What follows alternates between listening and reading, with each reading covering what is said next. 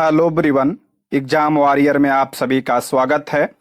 दोस्तों, आज की इस क्लास में हम लोग बीपीएससी टीआरई 3 का जो पीआरटी का पेपर कैंसिल हो गया था उसके प्रश्नों को हम लोग आज की इस क्लास में देखेंगे। दोस्तों, प्रीवियस ईयर क्वेश्चन आपके लिए बहुत ज़्यादा इंपॉर्टेंट है। इससे आपको पता चलता है कि प्रश्न कैसे पूछे जाते हैं और कुछ प्रश्न तो रिपीट भी होते हैं। इसीलिए आप लोग क्लास को लास्ट तक ध्यान से जरूर देखिएगा। और अगर आप इसका पीडीएफ चाहते हैं तो ज्वाइन कीजिए हमारे टेलीग्राम चैनल को, जिसका लिंक आपको डिस्क्रिप्शन बॉक्स या कमेंट बॉक्स में मिल जाएगा। दोस्तों, इसमें हम लोग सामान्य अध्ययन यानी पार्ट 2 के प्रश्नों को देखेंगे। देखिए, पार्ट 1 में लैंग्वेज पूछा जाता है जो 30 नंबर का होता है। इसमें हिंदी और इंग्लिश के प्रश्न होते हैं, ये सिर्फ पास मार्किंग होता है। लेकिन जो पार्ट 2 होता है सामान्य अध्ययन, इसी से आपका कट ऑफ निर्धारित होता है। ठीक है, तो इसीलिए हम लोग इसको देखेंगे। तो चलिए शुरू करते हैं। इसमें पहला प्रश्न है, प्रथम 5 अभाज्य संख्याओं का योग। प्रथम 5 अभाज्य संख्याओं का योग। अभाज्य संख्या किसे कहते हैं?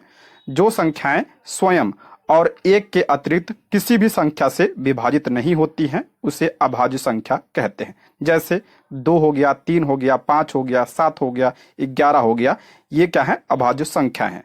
तो पूछा है प्रथम 5 अभाज्य संख्या कौन सी है? तो 2, 3, 5, 7 और 11 इनका योग पूछा है तो कितना होगा? आप इसका हो जाएगा 28। ऑप्शन बी इसका करेक्ट आंसर हो जाएगा। ठीक है, ऑप्शन बी। नेक्स्ट है, 3 संख्याएं 3:4:5 के अनुपात में है और उनका एलसीएम 2400 है। कराए 3 संख्याएं हैं, 3 संख्याएं 3:4:5 के अनुपात में है और उनका एलसीएम कितना है? 2400 है और एचसीएफ पूछा है। तो इसका राइट आंसर हो जाएगा ऑप्शन ए 40। ऑप्शन ए इसका करेक्ट आंसर हो जाएगा। काफी सरल प्रश्न है। नेक्स्ट है, 4.036 को 0.04 से विभाजित करने पर प्राप्त होता है। तो इसका राइट आंसर हो जाएगा ऑप्शन ए इसका करेक्ट आंसर हो जाएगा 100.9। ऑप्शन ए इसका करेक्ट आंसर हो जाएगा। नेक्स्ट है, 0.0000216 का घनमूल पूछा है। इसका घनमूल कितना होगा? इसका राइट आंसर हो जाएगा ऑप्शन बी 0.06। देखिए यहाँ पे सॉल्व दिया है, इसको आप लोग देख भी सकते हैं। नेक्स्ट, 5 संख्याओं का औसत 27 है। 5 संख्याओं का औसत कितना दिया है? 27। यदि एक संख्या हटा दी जाए तो औसत 25 हो जाता है। निकाली गई संख्या है। तो इसका राइट आंसर हो जाएगा ऑप्शन सी इसका राइट आंसर हो जाएगा 35। ऑप्शन सी इसका करेक्ट आंसर हो जाएगा। सबका सॉल्व दिया है, इसको आप लोग वीडियो को रोक कर देख सकते हैं। नेक्स्ट है, 34, 47, 29, 41, 33 और 69 का माध्यक है। तो इसका माध्यक पूछा है, क्या होगा? तो ऑप्शन सी इसका करेक्ट आंसर हो जाएगा। ऑप्शन सी इसका राइट आंसर हो जाएगा। इसको पहले क्या करेंगे? पहले आरोही क्रम में लिखेंगे इसको। ठीक है, यानी छोटे से बड़े क्रम में लिखेंगे।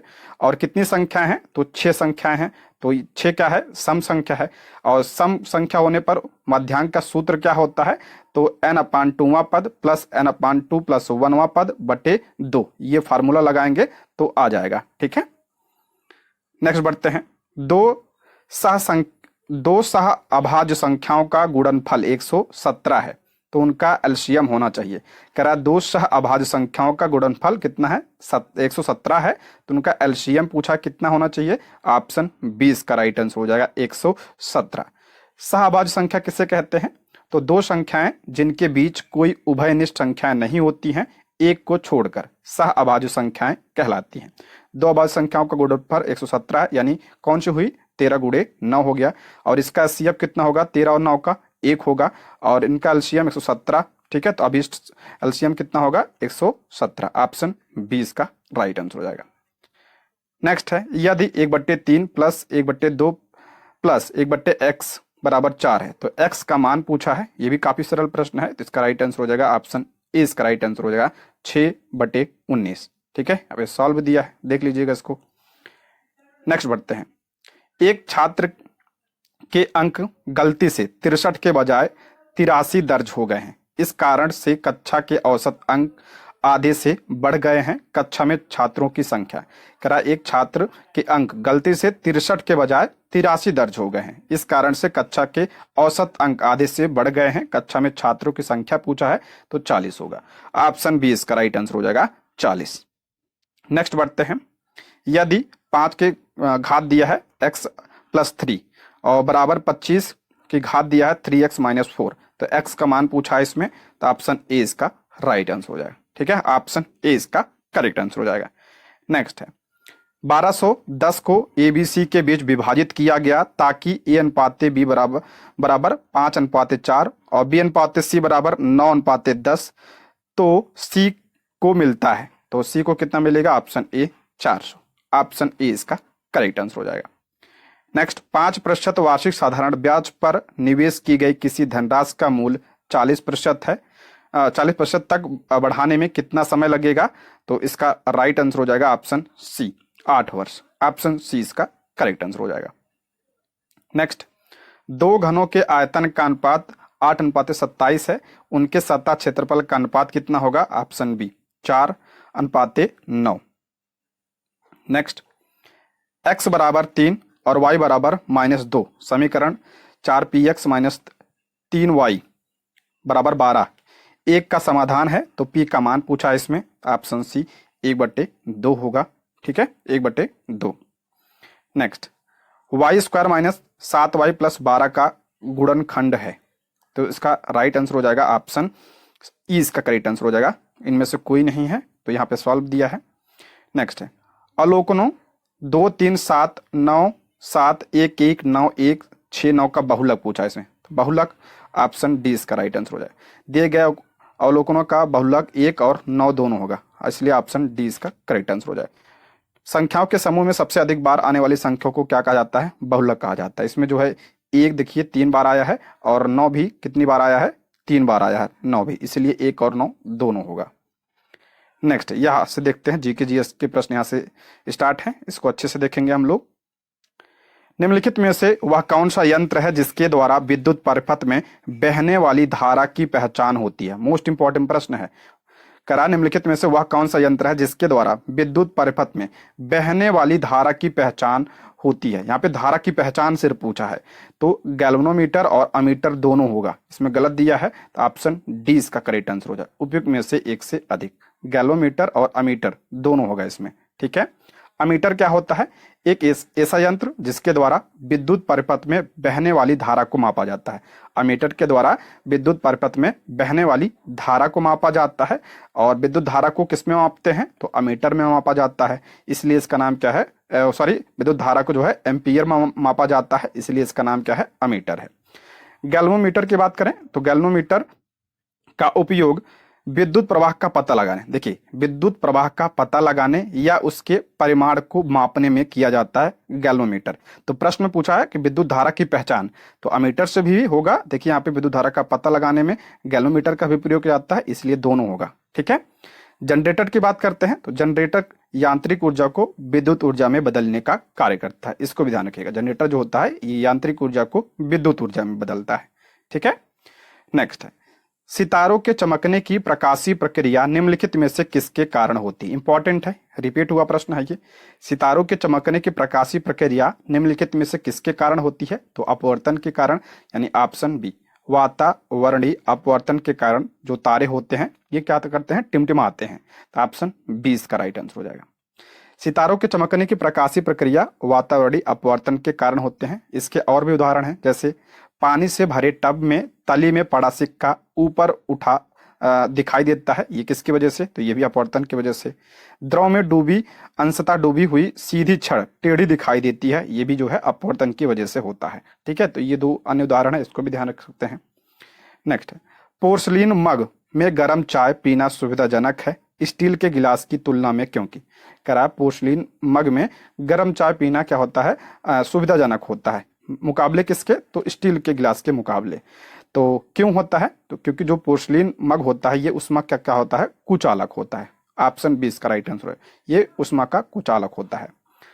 पोर्सलिन मग में गर्म चाय पीना सुविधाजनक है स्टील के गिलास की तुलना में, क्योंकि पोर्सलिन यानी चीनी मिट्टी के जो मग होते हैं, चीनी मिट्टी क्या होता है, ऊष्मा का कुचालक होता है। जो पदार्थ ऊष्मा को अपने अंदर से गुजरने देते हैं वे क्या कहलाते हैं, ऊष्मा का सुचालक कहलाते हैं। जैसे आपका स्टील हो गया, तांबा हो गया, चांदी हो गया, ये सब हो गए। जो पदार्थ अपने अंदर से ऊष्मा को गुजरने नहीं देते हैं उन्हें क्या कहते हैं, कुचालक कहते हैं। जैसे आपका पोर्सिलिन हो गया, प्लास्टिक हो गया, लकड़ी हो गया, रबड़ हो गया, ये सब क्या होते हैं, इस ऊष्मा के कुचालक होते हैं। ठीक है, नेक्स्ट है अवतल दर्पण द्वारा बनाया हुआ प्रतिबिंब। इंपॉर्टेंट है ये। अवतल दर्पण द्वारा बनाया हुआ प्रतिबिंब कह रहा कैसा बनता है, तो निश्चित रूप से वास्तविक होगा यदि वस्तु आभासी है। हमेशा वास्तविक होगा, जरूरी नहीं है, ये भी गलत है। हमेशा वास्तविक होगा, गलत है। हमेशा आभासी होगा, ये भी गलत है। इसलिए ऑप्शन ई इसका राइट आंसर हो जाए। इनमें से कोई नहीं, ऑप्शन ई होगा इसमें। ठीक है, अवतल दर्पण द्वारा बनाया हुआ प्रतिबिंब वस्तु की स्थिति के आधार पर वास्तविक, आभासी और उल्टा हो सकता है। देखिए, अवतल दर्पण के द्वारा जो प्रतिबिंब बनाया जाता है, ठीक है, वस्तु की स्थिति पर डिपेंड करता है। इसके आधार पर वास्तविक हो सकता है, आभासी भी हो सकता है और उल्टा भी हो सकता है। यदि वस्तु अनंत पर रखी है तो उसका प्रतिबिंब अवतल दर्पण पर उल्टा तथा वास्तविक बनता है। यदि वस्तु अनंत पर है तो कैसा प्रतिबिंब बनेगा, उल्टा बनेगा और वास्तविक बनेगा। यदि वस्तु की स्थिति अवतल दर्पण के फोकस तथा ध्रुव के बीच हो, यह करा कि यदि जो वस्तु है ये अवतल दर्पण के फोकस और ध्रुव के बीच हो तो दर्पण द्वारा निर्मित प्रतिबिंब आकार में बड़ा बनेगा, सीधा बनेगा और आभासी बनेगा। ऐसी स्थिति में दर्पण का प्रतिबिंब दर्पण के पीछे बनता है। इसलिए जो है ई इसका करेक्ट आंसर हो जाएगा। ठीक है, नेक्स्ट है निम्नलिखित में से कौन सा एम्फोटेरिक अणुओं में शामिल है। करा कौन सा एम्फोटेरिक यानी जो उभयधर्मी अणुओं में कौन शामिल है, तो जल। ऑप्शन सी इसका राइट आंसर हो जाएगा, जल। देखिए, जल एम्फोटेरिक अणुओं में शामिल किया जाता है। एम्फोटेरिक ऑक्साइड अम्ल और क्षार के रूप में कार्य कर सकता है या अम्ल और क्षार दोनों को निष्क्रिय कर देता है। इसके उदाहरण कौन से हैं, एल्युमिनियम ऑक्साइड व जिंक ऑक्साइड इसके उदाहरण हैं। नेक्स्ट, लुईस की अवधारणा निम्नलिखित में से किसके बर्ताव को व्याख्यायित करती है। लुईस की अवधारणा, तो इसका राइट आंसर हो जाएगा ऑप्शन ए, क्षार। ऑप्शन ए इसका करेक्ट आंसर हो जाएगा। जीन लुईस ने अम्ल और क्षार का वर्णन करने के लिए वैकल्पिक अवधारणा प्रस्तावित किया। इन्होंने संरचना और बंधन के आधार पर अम्ल और क्षार की सामान्यीकृत व्याख्या दी। इसलिए जो है इसका राइट आंसर हो जाएगा ऑप्शन ए। उदासीनीकरण प्रक्रिया का उत्क्रम क्या है, सभी पता होगा। उदासीनीकरण प्रक्रिया का उत्क्रम तो हाइड्रोलिसिस। ऑप्शन सी इसका राइट आंसर हो जाएगा, हाइड्रोलिसिस। देखिए, अम्ल और क्षार की प्रक्रिया को उदासीनीकरण प्रक्रिया के रूप में जाना जाता है। अम्ल और क्षार की जो क्रिया होती है उसे क्या कहते हैं, उदासीनी क्रिया कहते हैं। और अम्ल और क्षार जब क्रिया करते हैं क्या बनता है, तो लवण बनता है और जल बनता है। ठीक है, लवण और जल का निर्माण होता है। उदाहरण के लिए बात करते हैं, जैसे आपका सोडियम हाइड्रोक्साइड, ये क्या है, सोडियम हाइड्रोक्साइड, ये आपका क्षार है। और इसे मान लीजिए हाइड्रोक्लोरिक अम्ल, ये क्या है, अम्ल है। ठीक है, कि इन दोनों का अगर क्रिया कराया जाएगा तो क्या बनेगा, तो सोडियम क्लोराइड बनेगा यानी लवण बनेगा और कुछ अतिरिक्त जल। ठीक है, कुछ अतिरिक्त जल बनेगा। और इस प्रक्रिया को क्या कहते हैं, उदासीनीकरण की प्रक्रिया कहते हैं। नेक्स्ट है निम्नलिखित में से कौन सा द्वितीय प्रदूषक है। इंपॉर्टेंट है ये, कौन सा द्वितीय प्रदूषक पूछा है इसमें भी एक गलत दिया है। तो ऑप्शन बी इसका राइट आंसर हो जाएगा, HF। यानी HF क्या है, तो हाइड्रोजन फ्लोराइड है। ठीक है, ऑप्शन बी इसका राइट आंसर हो जाएगा, हाइड्रोजन फ्लोराइड। वे प्रदूषक जो प्राथमिक वायु प्रदूषकों और अन्य वायुमंडलीय घटकों के बीच परस्पर क्रिया के कारण बनते हैं उन्हें क्या कहते हैं, द्वितीयक प्रदूषक कहते हैं। जो द्वितीयक प्रदूषक होते हैं ये प्राथमिक प्रदूषक से बनते हैं। जैसे आपका पैन हो गया, प्रकाश रासायनिक धुंध यानी स्मॉग हो गया, ओजोन हो गया, अम्ल वर्षा हो गया, ये सब क्या है, द्वितीयक प्रदूषक के उदाहरण है।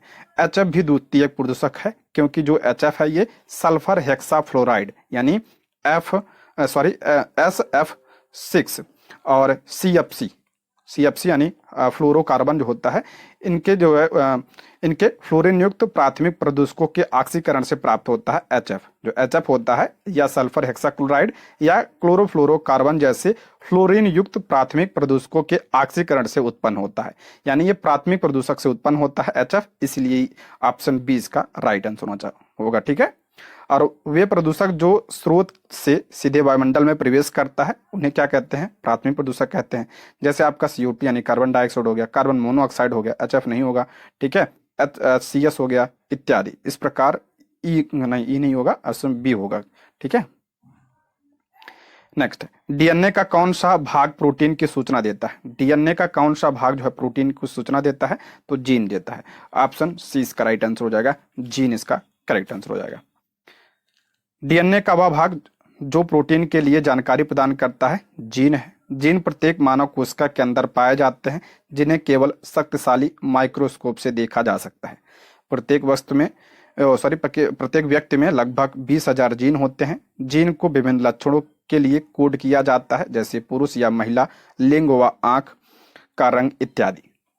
नेक्स्ट, यदि कोई बीमारी नॉन ह्यूमन प्राणी के किसी मनुष्य में पहुंचती है तो इसे क्या कहते हैं? यदि कोई बीमारी नॉन ह्यूमन प्राणी के किसी मनुष्य में पहुंचती है, यहाँ पे से होगा, से किसी मनुष्य में पहुंचती है तो उसे क्या कहते हैं? तो ऑप्शन है, उसे पशुजन्य बीमारी कहते हैं। ऑप्शन क्या हो जाएगा? ए इसका राइट आंसर हो जाएगा। यदि कोई बीमारी जो किसी नॉन ह्यूमन प्राणी से किसी मनुष्य में पहुंचती है तो इसे क्या कहते हैं? पशुजन्य बीमारी या जूनोटिक रोग कहते हैं, ठीक है। इसे पशुजन्य बीमारी या जूनोटिक रोग कहा जाता है। जानवर कभी कभी हानिकारक रोगाणु जैसे वायरस, बैक्टीरिया, परजीवी और कवक इत्यादि के वाहक होते हैं, जो जूनोटिक रोगों का कारण बनते हैं, जिससे लोगों में गंभीर बीमारी का कारण बनते हैं। नेक्स्ट, निम्नलिखित में से कौन सा आजीवी कारक नहीं है? कौन सा आजीवी कारक नहीं पूछा इसमें? तो जंतु नहीं है, ठीक है। ऑप्शन बी इसका राइट आंसर हो जाएगा। जंतु कैसा कारक है? तो ये जो है जैविक कारक है, ठीक है। ऑप्शन बी इसका राइट आंसर हो जाएगा। आजीवी या अजैविक शब्द पारिस्थितिक तंत्र में मौजूद सभी निर्जीव कारकों को संदर्भित करता है। जो अजैविक होते हैं ये क्या होते हैं? निर्जीव होते हैं। जैसे आपका आर्द्रता हो गया, सूर्य का प्रकाश हो गया, जल हो गया, भूमि हो गया, ये सब क्या है? निर्जीव हैं, और ये अजैविक हैं। और जैविक की बात करें यानी जो जिसमें क्या है? जीवन हो या जीवित हैं, जैसे आपका जंतु हो गया, उत्पादक हो गया, उपभोक्ता हो गया, डीकम्पोजर हो गया, ये सब क्या है? जैविक हैं। जिसमें जान है वो क्या है? जैविक। वायु प्रदूषण का प्रभाव प्रायः निम्नलिखित में से किस पर पाया जाता है? देखिए ये भी इंपॉर्टेंट प्रश्न है, इसमें गलत दिया है। वायु प्रदूषण का प्रभाव प्रायः पूछा इसमें, निम्नलिखित में से किस पर पाया जाता है? तो प्रायः जो है पत्तियों पर पाया जाता है, ठीक है। वायु प्रदूषण का प्रभाव जो है ज्यादातर पत्तियों पर पाया जाता है। ऑप्शन क्या हो जाएगा? सी इसका करेक्ट आंसर हो जाएगा। Option C. तो ये फूलों पर भी पड़ता है, तनों पर पड़ता है, लेकिन जो है पत्तियों पर प्रायः पड़ता है, इसलिए ऑप्शन क्या हो जाएगा? सी इसका करेक्ट आंसर हो जाएगा, ठीक है। नेक्स्ट है, इलेक्ट्रॉन का प्रवाह निम्नलिखित में से क्या कहलाता है? इलेक्ट्रॉन का प्रवाह विद्युत धारा कहलाता है। ऑप्शन क्या हो जाएगा? सी इसका राइट आंसर हो जाएगा, विद्युत धारा। इलेक्ट्रॉन का प्रवाह विद्युत धारा कहलाता है। विद्युत धारा ऋणात्मक आवेश का प्रवाह है, जिसे इलेक्ट्रॉन कहते हैं। धारा प्रवाह की दिशा इलेक्ट्रॉनों के प्रवाह के क्या होता है? विपरीत होती है। नेक्स्ट, निम्नलिखित में से आपेक्षिक घनत्व के लिए सही इकाई चुनिए। आपेक्षिक घनत्व का पूछ रहा है, इसमें इकाई क्या है? तो इसकी कोई इकाई नहीं होती है, इसलिए ऑप्शन ई इसका राइट आंसर हो जाए। उपयुक्त में से कोई नहीं है, ऑप्शन ई राइट होगा, ई होगा यहाँ पे, ठीक है। आपेक्षिक घनत्व को किसी पदार्थ के घनत्व और पानी के घनत्व के अनुपात के रूप में परिभाषित किया गया है। चूंकि आपेक्षिक घनत्व समान मात्राओं का अनुपात है, यह एक आयामहीन मात्रा और इसकी कोई इकाई नहीं है, इसलिए ई करेक्ट होगा। नेक्स्ट, यदि हम कपूर को खुले बर्तन में रखें तो उसकी मात्रा बराबर घटती रहती है, इस घटना का नाम है? सभी को पता होगा ये। यदि कपूर को खुले बर्तन में रखें तो उसकी मात्रा बराबर घटती रहती है, इस घटना का नाम क्या है? तो उत्सादन। देखिए नाम चेंज कर दिया है, उत्सादन दिया है, जिसे क्या कहते हैं आप लोग? ऊर्ध्वपातन कहते हैं इसे, ऊर्ध्वपातन कहता है, यानी सब्लिमेशन कहा जाता है इसे। ऑप्शन ए इसका राइट आंसर हो जाएगा। किसी पदार्थ को बिना तरल बने ठोस से गैस अवस्था में परिवर्तित करना ऊर्ध्वपातन या उत्सादन कहलाता है। इसमें क्या होता है? ठोस जो है बिना द्रव में बदले किस में बदल जाता है? गैस में बदल जाता है। इसके उदाहरण कौन कौन से हैं? जैसे आपका कपूर हो गया, नेप्थलीन हो गया, सूखी बर्फ हो गई, मैंने बताया था ना, सूखी बर्फ भी इसी का उदाहरण है।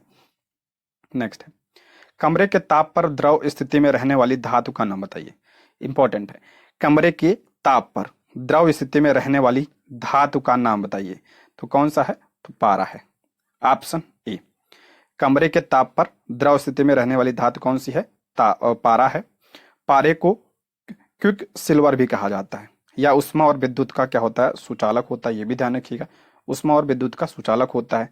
ब्रोमीन, देखिए ब्रोमीन भी ध्यान रखिएगा। ब्रोमीन क्या है? अधातु है। ब्रोमीन अधातु है जो कमरे के ताप पर द्रव अवस्था में पाई जाती है। ध्यान से सुनिएगा, अगर पूछे कौन सी धातु जो है द्रव स्थिति में, कमरे के ताप पर द्रव स्थिति में रहती है, तो पारा होगा। लेकिन अगर यही पूछे कौन सी अधातु जो है कमरे के ताप पर द्रव अवस्था में रहती है, तो ब्रोमीन होगा। ठीक है। और जो सोडियम है ये अत्यंत अभिक्रियाशील धातु है। इसे मिट्टी के तेल यानी कैरोसिन के तेल में डुबो कर रखा जाता है, सोडियम को। और पोटेशियम को ध्यान रखिएगा, इसे जो है मिट्टी के तेल में डुबो कर रखा जाता है। अगर पूछा जाए किस अधातु को जो है पानी में डुबो कर रखा जाता है, तो फास्फोरस को रखा जाता है। नेक्स्ट है, केंद्र सरकार ने अटल भूजल योजना की समय अवधि को बढ़ाया है कितने? ऑप्शन बी 2027 तक। ऑप्शन बी इसका राइट आंसर हो जाएगा, 2027 तक बढ़ाया। ठीक है। नेक्स्ट, किस भारतीय प्रौद्योगिकी संस्थान ने तंजानिया में अपना परिसर खोलने का निर्णय किया है? करंट अफेयर था उस समय का। Option A IIT Madras. Option A इसका राइट आंसर हो जाएगा। नेक्स्ट, खीर भवानी मेला आयोजित किया जाता है। तो खीर भवानी मेला कहां पर आयोजित किया जाता है? तो ये जम्मू कश्मीर में। ऑप्शन सी इसका राइट आंसर हो जाएगा। जम्मू कश्मीर में खीर भवानी मेला आयोजित किया जाता है। जम्मू कश्मीर के और मेले देख लेते हैं। झीरी मेला हो गया, पुरमंडल मेला, चैत्र चौदस, बहु मेला, लोहड़ी जैसे प्रमुख मेले यहाँ पे मनाए जाते हैं। नेक्स्ट, भारत की सबसे लंबी सिंचाई नहर कौन सी है? सबसे लंबी सिंचाई नहर, देखिए ये TRE 3 का जो दोबारा पेपर हुआ था उसमें भी पूछा था, और जो निरस्त हुआ था पेपर उसमें भी पूछा गया। देखिए मैंने बताया था ना, क्वेश्चन रिपीट होते हैं, कई सारे क्वेश्चन रिपीट होते हैं, तो इसलिए प्रीवियस ईयर एक बार आप लोग जरूर देख लीजिए सारा। मैं सारा कराऊंगा, ठीक है। तो चैनल को आप लोग सब्सक्राइब जरूर कर लीजिएगा। मैं TRE 1, TRE 2, ठीक है, और TRE 3 का जो हुआ था उसको तो करा ही चुका हूँ, और तो इसलिए जो है आप लोग चैनल को सब्सक्राइब कर लीजिए। क्लास कैसी लगी ये भी कमेंट बॉक्स में आप लोग जरूर बताइएगा। ठीक है, बढ़ते हैं आगे। भारत की सबसे लंबी सिंचाई नहर कौन सी है? सबसे लंबी इंदिरा गांधी नहर है। ऑप्शन सी इसका राइट आंसर हो जाए। इंदिरा गांधी नहर सबसे लंबी नहर है। इसकी कुल लंबाई जो है लगभग 649 किलोमीटर है। 649 किलोमीटर है। और ये कहाँ से निकलती है? इसका उद्गम कहाँ पे है? तो हरके बैराज से यह निकलती है, और हरके बैराज ये सतलुज नदी पर है। और जो ये नदी है और नहर है ये पंजाब, हरियाणा और राजस्थान से होकर बहती है। नेक्स्ट, नए केंद्रीय सतर्कता आयुक्त कौन बने हैं? नए केंद्रीय सतर्कता आयुक्त option B PK Srivastava. Option B इसका राइट आंसर हो जाएगा, PK श्रीवास्तव। देखिए वर्ष 1964 के संथानम की सिफारिश पर केंद्रीय सतर्कता आयोग यानी CBC की स्थापना की गई थी। ये भी ध्यान रखिएगा, CBC की स्थापना जो है 1964 में की गई थी। नेक्स्ट, हेनले पासपोर्ट सूचकांक 2023 में भारत का कौन सा स्थान था? तो उस समय भारत का स्थान था, ऑप्शन ई इसका करेक्ट आंसर हो जाएगा। इसमें नहीं दिया है, उस समय भारत का स्थान क्या था? तो जो है 80वां था। अगर वर्तमान पूछे तो कितना है भारत का स्थान इसमें? तो 85 है। नेक्स्ट, मल्लिका साराभाई संबंधित है। मल्लिका साराभाई संबंधित है किससे? तो शास्त्रीय नृत्य से। ऑप्शन सी इसका राइट आंसर हो जाएगा। मल्लिका साराभाई एक शास्त्रीय नृत्यांगना है जो कुचिपुड़ी और भरतनाट्यम शास्त्रीय नृत्य करती हैं। इनके माता पिता मृणाली साराभाई और विक्रम साराभाई हैं। इन्हें पद्म भूषण से सम्मानित किया गया है। नेक्स्ट, किस बैंक द्वारा प्रसिद्ध क्रेडिट स्विस बैंक का अधिग्रहण करने का निर्णय किया है? तो ऑप्शन ए। ऑप्शन ए इसका राइट आंसर हो जाएगा, UBS बैंक। जून 2023 में UBS बैंक यानी यूनियन बैंक ऑफ स्विट्जरलैंड ने क्रेडिट मुख्य बैंक का अधिग्रहण किया है। नेक्स्ट, कौन सा देश प्रतिवर्ष विदेशी लोगों के लिए फ्री लैंड कैंप आयोजित करता है? कौन सा देश जो है स्वदेशी लोगों के लिए फ्री लैंड कैंप आयोजित करता है? तो ब्राजील करता है। ऑप्शन सी इसका राइट आंसर हो जाएगा, ब्राजील इसका राइट आंसर हो जाएगा। नेक्स्ट, राष्ट्रीय जनता दल की स्थापना कब हुई थी? तो ऑप्शन सी 1997 में इसकी स्थापना हुई थी। इंपॉर्टेंट है ये, ऑप्शन सी इसका करेक्ट आंसर हो जाएगा। राष्ट्रीय जनता दल की स्थापना जुलाई 1997 में लालू प्रसाद यादव ने की थी। यह बिहार राज्य की प्रमुख क्षेत्रीय दल है। नेक्स्ट, बिहार औद्योगिक निवेश प्रोत्साहन वस्त्र एवं चर्म नीति 2022 के अनुसार पेटेंट शुल्क की कितनी राशि तक का अनुदान दिया जाएगा? कितनी राशि तक अनुदान? ऑप्शन बी 10 लाख तक। Option B. नेक्स्ट, पटना जिले के अंतर्गत कितने विधानसभा निर्वाचन क्षेत्र हैं? पटना जिले में कितने विधानसभा निर्वाचन क्षेत्र हैं? तो ऑप्शन सी 14। पटना जिले के अंतर्गत 14 विधानसभा निर्वाचन क्षेत्र, 2 संसदीय क्षेत्र हैं। विधानसभा 14 और संसदीय क्षेत्र कितने हैं? तो 2 है। अगर हम बात करें बिहार की विधानसभा सीट कितनी है वर्तमान में, तो 243 है। ठीक है, 243 है। अगर विधान परिषद की बात करें तो विधान परिषद जो है कितना है? 75 सीट है। और विधानसभा का गठन जो है 1937 में किया गया था। आप लोग कमेंट बॉक्स में बताइए कि बिहार का जो है लोकसभा सीट कितना है और राज्यसभा सीट कितना है, कमेंट जरूर करिएगा अगर आपको पता है। नेक्स्ट, भारत ने एक मजबूत केंद्र के साथ संघीय प्रणाली का विचार उठा लिया है। संघीय प्रणाली कई बार बताया हूं अपने प्रैक्टिस सेट में, तो कनाडा से लिया गया। ऑप्शन ए इसका राइट आंसर हो जाएगा, कनाडा से लिया गया है। ठीक है, संघीय प्रणाली कनाडा से लिया गया है। इसके अलावा अवशिष्ट शक्तियां, राज्यपालों की नियुक्ति, सर्वोच्च न्यायालय के सलाहकार क्षेत्राधिकार इससे प्रेरित है। अगर बात करें यूएसए से क्या लिया गया है, तो जो मूल अधिकार है, मूल अधिकार है कहाँ से लिया गया है? तो यूएसए से लिया गया है। प्रस्तावना भी कहाँ से लिया गया है? ये भी आपका यूएसए से लिया गया है प्रस्तावना। लेकिन प्रस्तावना की भाषा पूछे कहाँ से लिया गया है, तो ऑस्ट्रेलिया से लिया गया है। ठीक है, यूके से क्या लिया गया है? तो यहाँ से जो है एकल नागरिकता ली गई है। और क्या लिया गया है? संसदीय प्रणाली भी आपका जो है यूके से लिया गया है। ठीक। नेक्स्ट, राज्यसभा का सदस्य बनने के लिए आवश्यक न्यूनतम आयु है। राज्यसभा का सदस्य सभी को पता होगा, मैंने बहुत बार बताया है, तो 30 वर्ष। ऑप्शन सी इसका राइट आंसर हो जाएगा, 30 वर्ष। लोकसभा के लिए कितना चाहिए? 25 वर्ष चाहिए। ठीक है, राष्ट्रपति के लिए कितना चाहिए? तो राष्ट्रपति और उपराष्ट्रपति के लिए 35 वर्ष चाहिए। ठीक है, भारतीय संविधान के अनुच्छेद 84 के अनुसार कोई भी व्यक्ति संसद का सदस्य बनने के योग्य तब होगा जब उम्मीदवार की आयु कम से कम 30 वर्ष, जबकि लोकसभा में कितना न्यूनतम आयु 25 वर्ष है। राज्यसभा की और हम बात करते हैं। राज्यसभा का पदेन सभापति कौन होता है? तो उपराष्ट्रपति होता है। राज्यसभा का पदेन सभापति उपराष्ट्रपति होता है। राज्यसभा जो होता है ये उच्च सदन है, उच्च सदन है। और कैसा सदन है? ये स्थायी सदन है, यानी इसका विघटन नहीं किया जा सकता है। ठीक है, अगर पूछे राज्यसभा का कार्यकाल कितना होता है, तो राज्यसभा क्या इसका कोई कार्यकाल नहीं होता, ये अस्थायी होता है। लेकिन अगर पूछे इसके सदस्यों का कार्यकाल कितना होता है, तो इसके सदस्यों का कार्यकाल 6 वर्ष होता है। अब प्रत्येक 2 वर्ष बाद जो है 1/3 सदस्य रिटायर होते रहते हैं। नेक्स्ट है, किस भारतीय फिल्म ने 2023 में ऑस्कर पुरस्कार जीता था? तो option A the elephant whispers ने। ऑप्शन ए इसका करेक्ट आंसर हो जाएगा। ये जो है डॉक्यूमेंट्री थी। ठीक है, इसके निर्देशन यानी इसके डायरेक्टर कौन थे? तो कार्तिक गोंजाल्विस व गुनीत मोंगा। ठीक, और नाटू नाटू को भी मिला था बेस्ट ओरिजिनल सॉन्ग का अवार्ड। नेक्स्ट, संविधान का कौन सा अनुच्छेद अस्पृश्यता के उन्मूलन को सुनिश्चित करता है? कौन सा अनुच्छेद अस्पृश्यता के उन्मूलन यानी छुआछूत का अंत किसमें है? तो आर्टिकल जो है 17 में है। ऑप्शन सी इसका राइट आंसर हो जाए, आर्टिकल 17। ये मूल अधिकार है, इसमें आपका छुआछूत का अंत है। आर्टिकल 15 की बात करते हैं तो धर्म, मूल, वंश, जाति, लिंग या जन्म के स्थान पर भेदभाव पर रोक लगाया गया आर्टिकल 15 में। आर्टिकल 16 में क्या है? तो लोक नियोजन यानी रोजगार मामले में सभी नागरिकों को समान अवसर, ये किसमें है? आर्टिकल 16 में दिया है ये। नेक्स्ट है, निम्नलिखित में से कौन सा बृहद ग्रह नहीं है? देखिए कितना सिंपल प्रश्न पूछा, कई बार बताया मैंने। कौन सा बृहद ग्रह नहीं पूछा इसमें? तो उसमें हो जाएगा ऑप्शन ए इसका राइट आंसर हो जाएगा, शनि। देखिए बुध, ध्यान रखिए मान सूर्य है, सूर्य के सबसे नजदीक कौन सा है? तो बुध ग्रह है। उसके बाद कौन सा है? शुक्र ग्रह है। शुक्र बाद पृथ्वी है, पृथ्वी बाद मंगल है। उसके बाद बृहस्पति है, बृहस्पति के बाद शनि है, शनि के बाद अरुण है, अरुण के बाद क्या है? वरुण ग्रह है। ये क्रम ध्यान रखिएगा। ये जो चारों ग्रह हैं बुध, शुक्र, पृथ्वी और मंगल, इन्हें क्या कहते हैं? इन्हें जो है आंतरिक ग्रह कहा जाता है। ठीक है, इन्हें आंतरिक ग्रह कहा जाता है और ये चट्टानों से बने होते हैं और इसलिए इन्हें पार्थिव ग्रह कहा जाता है। और ये बृहस्पति, शनि और वरुण जो है ये क्या है? बाह्य ग्रह और इन्हें बृहद यानी बृहद ग्रह कहा जाता है इन्हें। और ये जो है गैस से बने होता है, इसलिए गैसीय ग्रह भी इन्हें कहा जाता है। सबसे बड़ा ग्रह कौन सा? बृहस्पति है। सबसे छोटा कौन सा है? बुध है। सबसे गर्म कौन सा है? शुक्र है। नीला ग्रह किसे कहते हैं? पृथ्वी को। लाल ग्रह किसे कहते हैं? मंगल को। अच्छा, मंगल और बृहस्पति के बीच में कौन सा ग्रह पाया जाता है? तो क्षुद्र ग्रह पेटी पाई जाती है मंगल और बृहस्पति के बीच में, इसको भी ध्यान रखिएगा। नेक्स्ट है, बिहार के किस जिले में धान का उत्पादन सर्वाधिक होता है? देखिए किस जिले में पूछा धान का उत्पादन सर्वाधिक होता है, तो ध्यान रखिएगा रोहतास में धान का भी उत्पादन ज्यादा होता है और गेहूं का उत्पादन होता है। दोनों इस एग्जाम में पूछा गया, अभी आगे प्रश्न आएगा, धान गेहूं दोनों पूछा है। तो रोहतास, ऑप्शन बी इसका राइट आंसर हो जाएगा रोहतास में।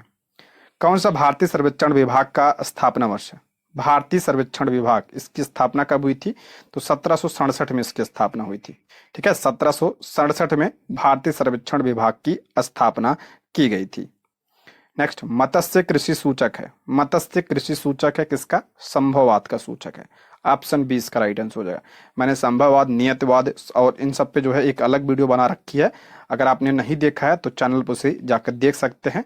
बीपीएससी टीआरई 3 के जो मोस्ट इंपॉर्टेंट टॉपिक थे उसको मैंने कवर करवाया था, उसको अगर आप नहीं देखे हैं तो देख लीजिए। आप टीआरई 4 के लिए भी बहुत ज़्यादा इंपॉर्टेंट है वो, उसका लिंक मैं जो है कमेंट बॉक्स में दे दूंगा, उसको अभी आप लोग देख लीजिएगा। समय के साथ लोग अपने पर्यावरण और प्राकृतिक बलों को समझने लगते हैं। अपने सामाजिक और सांस्कृतिक विकास के साथ मानव बेहतर और अधिक सक्षम प्रौद्योगिकी की विकास करते हैं। वे अभाव की अवस्था में स्वतंत्रता की अवस्था की ओर अग्रसर होते हैं। पर्यावरण से प्राप्त संसाधनों के द्वारा वे संभावनाओं को जन्म देते हैं। मानवीय क्रियाएं सांस्कृतिक भूदृश्य की रचना करती हैं। मत्स्य कृषि, फलोद्यान व चारागाहें इत्यादि संभववाद के सूचक हैं। नेक्स्ट, पर्वत शिखर पर मिलने वाली चट्टानी सतह कहलाती है। पर्वत शिखर पर मिलने वाली चट्टानी सतह को क्या कहा जाता है? उसे फिलसिनमीर कहा जाता है। ऑप्शन ए इसका राइट आंसर हो जाएगा फिलसिनमीर। नेक्स्ट, लैंडसॉफ्ट विचारधारा किस स्कूल से संबंधित है? ये सब एनसीईआरटी से लिया गया प्रश्न है। ठीक है, ऑप्शन बी इसका राइट आंसर है जर्मन स्कूल। ऑप्शन बी इसका राइट आंसर हो जाएगा जर्मन स्कूल। लैंडसॉफ्ट विचारधारा जर्मन स्कूल से संबंधित है। 19वीं सदी के अंत में जर्मन भूगोलवेत्ताओं द्वारा विकसित या विशेष रूप से भूदृश्यों के वर्गीकरण और विश्लेषण से संबंधित है। नेक्स्ट, सोन नदी का उत्पत्ति स्थल अमरकंटक कहाँ स्थित है? कह रहा सोन नदी का उद्गम स्थल क्या है? अमरकंटक। कहाँ पर स्थित है ये, किस पहाड़ी पर? तो ये मैकाल श्रेणी पे। ऑप्शन ए इसका राइट आंसर हो जाएगा मैकाल। अमरकंटक एक पवित्र शहर व गंतव्य स्थल है जो मध्य प्रदेश के अनूपपुर जिले में मैकाल पर्वत श्रृंखला पर स्थित है। मध्य प्रदेश में है और जो अमरकंटक से ही सोन नदी निकलती है। विंध्याचल और सतपुड़ा पर्वत श्रृंखला को जोड़ता है ये, जो समुद्र से 1067 मीटर पर है ये। यहाँ से नर्मदा व सोन नदी निकलती है। नर्मदा भी कहाँ से निकलती है? तो अमरकंटक की पहाड़ी से निकलती है। नेक्स्ट है, मध्य प्रदेश का लगभग कितना प्रतिशत क्षेत्रफल कृषि योग्य है? कितना प्रतिशत क्षेत्रफल कृषि योग्य है मध्य प्रदेश का? तो ऑप्शन सी 50%। ऑप्शन सी इसका राइट आंसर हो जाएगा लगभग 50%। नेक्स्ट है, पर्यावरण प्रदूषण ने जन्म दिया। करा पर्यावरण प्रदूषण ने किसको जन्म दिया? तो इसमें देखिए डी दिया है, लेकिन डी नहीं होना चाहिए, इसमें ऑप्शन बी होगा। नवनियतवाद को जो है पर्यावरण प्रदूषण ने जन्म दिया। ऑप्शन बी इसका राइट आंसर हो जाएगा। देखिए, भूगोलवेत्ता ग्रिफिथ टेलर ने एक नई संकल्पना प्रस्तुत की जो दो विचारों पर्यावरणीय निश्चयवाद और संभववाद की बीच का क्या ये मध्यम मार्ग है। ये नवनियतवाद के जो है प्रणेता कौन थे? तो ग्रिफिथ टेलर ने यह जो है दिया था नवनियतवाद, और ये जो नवनियतवाद है ये निश्चयवाद और संभववाद का बीच का मार्ग है। देखिए, जो निश्चयवाद होता है इसमें प्रकृति को सर्वश्रेष्ठ माना जाता है। ठीक है, प्रकृति के अनुसार चलना होता है इसमें, और जो संभववाद इसमें जो है मनुष्य यानी विज्ञान को सर्वश्रेष्ठ माना गया है। और जो नवनिश्चयवाद है इन दोनों का संतुलन क्या कहलाता है? नवनिश्चयवाद कहलाता है। ठीक है, तो वही कह रहा प्रदूषण किसको जन्म दिया? तो प्रदूषण जो है नवनियतवाद को जन्म दिया है। नेक्स्ट है, बिहार के किस जिले में गेहूं का उत्पादन सर्वाधिक होता है? किस जिले में गेहूं का, मैंने बताया था अभी, गेहूं और धान दोनों में है ये, रोहतास। Option B. नेक्स्ट, भू स्कार्प होता है। भू स्कार्प पूछ रहा है क्या होता है? इसका राइट आंसर हो जाएगा ऑप्शन सी इसका राइट आंसर हो जाएगा। भ्रंश स्कार्प है। भ्रंश स्कार्प होता है तो इसका राइट आंसर हो जाएगा आपका ऑप्शन सी विवर्तनिक। ऑप्शन सी इसका करेक्ट आंसर हो जाएगा। भ्रंश स्कार्प विवर्तनिक विस्थापन से बनते हैं। यह एक समतल या रैखिक क्षेत्र है जहाँ समतल के एक तरफ की चट्टानें दूसरी तरफ की चट्टानों से खिसक जाती हैं या आमतौर पर भूकंप से जुड़ी हैं। नेक्स्ट, बिहार के किस जिले में चीनी का उत्पादन सर्वाधिक होता है? चीनी का उत्पादन सर्वाधिक कहाँ पे? तो पश्चिमी चंपारण में। ऑप्शन बी इसका राइट आंसर हो जाएगा पश्चिमी चंपारण। पटना कॉलेज का स्थापित हुआ था, देखिए कई बार पूछा गया है ये पटना कॉलेज, तो ये 1863 में इसकी स्थापना हुई थी, पटना कॉलेज की 9 जनवरी 1863 में इसकी स्थापना हुई थी। आपके पिछली बार पूछा गया था कि पटना वुमेन्स कॉलेज की स्थापना कब हुई थी, तो वुमेन्स कॉलेज की स्थापना 1940 में हुई थी। पटना विश्वविद्यालय भी पूछा गया है, इसकी स्थापना 1917 में हुई थी। नेक्स्ट है, इनमें से कौन वंदे मातरम समाचार पत्र के संपादक थे? वंदे मातरम समाचार पत्र पूछा यहाँ पे, वंदे मातरम गीत नहीं, समाचार पत्र के संपादक कौन थे? तो अरविंद घोष थे। ऑप्शन बी इसका राइट आंसर हो जाएगा, अरविंद घोष इसके क्या थे? संपादक थे। वंदे मातरम समाचार पत्र का संपादन श्री अरविंद घोष ने किया। 6 अगस्त 1906 को इस समाचार पत्र का प्रकाशन प्रारंभ हुआ था। यह अंग्रेजी भाषा में एक साप्ताहिक समाचार पत्र था। इस समाचार पत्र की स्थापना 1905 में बिपिन चंद्र पाल ने किया था। इसकी स्थापना जो है बिपिन चंद्र पाल ने किया था, लेकिन इसके संपादक कौन थे? तो अरविंद घोष थे। इसे द न्यूज़पेपर एक्ट 1908 के तहत बंद कर दिया गया था। जो न्यूज़पेपर एक्ट 1908 में आया था उसके तहत इसको बंद कर दिया गया था। ठीक है, नेक्स्ट है, ऑल इंडिया हरिजन संघ की स्थापना 1932 में किसके द्वारा की गई थी? ऑल इंडिया हरिजन संघ की स्थापना 1932 में हुई थी। किसके द्वारा इसकी स्थापना की गई थी? तो महात्मा गांधी जी ने इसकी स्थापना की थी। ठीक है, और इसका ध्येय अस्पृश्यता यानी छुआछूत को मिटाना, हरिजन व दलितों का उत्थान करना इसका क्या था? उद्देश्य था। अगर हम बात करते हैं इसके पहले अध्यक्ष कौन थे, तो घनश्याम दास बिरला। घनश्याम दास बिरला क्या थे? इसके पहले अध्यक्ष थे। नेक्स्ट, कौन सी घटना सबसे पहले हुई? करा कौन सी घटना सबसे पहले हुई, इसमें देखते हैं। भारत छोड़ो आंदोलन का प्रस्ताव, तो ये हो जाएगा 8 अगस्त 1942। ठीक है, क्रिप्स मिशन का आगमन, ये तो क्रिप्स मिशन ये आया था मार्च 1942 में भारत आया था। ठीक है, और गवर्नर जनरल पद पर लॉर्ड बेवेल का आगमन, तो ये आपका जून 1944 में। तो सबसे पहले कौन सी घटना हुई थी इसमें? तो ऑप्शन ए इसका राइट आंसर हो जाएगा, यहाँ पे ए होगा। ठीक है, सबसे पहले भारत छोड़ो आंदोलन का प्रस्ताव। भारत में ऐतिहासिक घटनाओं का क्रम में मार्च 1942 में क्रिप्स मिशन भारत आया था। सॉरी, ये क्रिप्स मिशन होगा यहाँ पे, क्योंकि ये अगस्त में हुआ था तो ये मार्च में ही आया था, तो बी में होगा। ठीक है, बी होगा यहाँ पे, क्रिप्स मिशन। क्रिप्स मिशन मार्च 1942 में आया था। इस मिशन के प्रस्तावों को अस्वीकार कर 8 अगस्त 1942 को भारत छोड़ो आंदोलन प्रस्ताव पास किया गया। आंदोलन में गांधी जी ने करो या मरो का नारा दिया था, और गवर्नर जनरल के पद पर लॉर्ड बेवेल का आगमन कब हुआ था? तो जून 1944 में हुआ था, और लॉर्ड बेवेल 1944 से 1947 तक भारत का वायसराय था। इसलिए ऑप्शन 20 का राइट आंसर हो जाएगा। नेक्स्ट बढ़ते हैं, इनमें से किसने यह कहते हुए भारतीय राष्ट्रीय कांग्रेस की हंसी उड़ाई कि यह एक बहुत सूक्ष्म भाग यानी अल्पसंख्यक का प्रतिनिधित्व करता है? किसने जो है भारतीय राष्ट्रीय कांग्रेस को जो है कहा कि यह एक बहुत सूक्ष्म भाग यानी अल्पसंख्यक का प्रतिनिधित्व करता है? तो ये डफरिन ने कहा था, लॉर्ड डफरिन ने कहा था। ऑप्शन ए इसका राइट आंसर हो जाएगा। डफरिन की बात करें तो डफरिन जब कांग्रेस की स्थापना हुई थी तो उस समय ये क्या था? भारत का वायसराय था। ऑप्शन ए इसका राइट आंसर हो जाएगा। नेक्स्ट, मुजफ्फरपुर बम कांड में किसको फांसी दी गई थी? देखिए प्रश्न रिपीट हुआ कई बार, टीआरई 1-2 में भी पूछा गया था ये। मुजफ्फरपुर बम कांड में किसको फांसी की सजा दी गई थी? तो ऑप्शन बी, खुदीराम बोस को फांसी की सजा दी गई थी। ऑप्शन बी इसका राइट आंसर हो जाएगा। मुजफ्फरपुर बम कांड कब हुआ था? तो ये घटना 30 अप्रैल 1908 को हुई थी। ठीक है, 30 अप्रैल 1908 को हुई थी।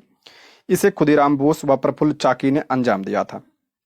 इसमें जिलाधिकारी किंग्सफोर्ड की जगह लेडी कैनेडी की मृत्यु हो गई थी, और इस अपराध में 17 वर्षीय युवक खुदीराम बोस, लगभग उनकी वर्ष 18 वर्ष थी उस समय, खुदीराम बोस को 11 अगस्त 1908 को फांसी दी गई थी।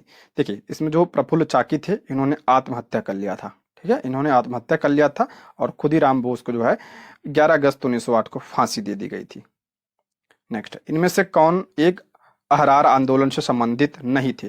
देखिए अहरार आंदोलन टीआरई 2 में भी पूछा गया था, तो इंपॉर्टेंट है ये अहरार आंदोलन, प्रश्न रिपीट हुआ है। तो ऑप्शन सी, कौन नहीं था? तो मौलाना अल्ताफ हुसैन हाली। ऑप्शन सी, अहरार आंदोलन से मौलाना अल्ताफ हुसैन हाली संबंधित नहीं है।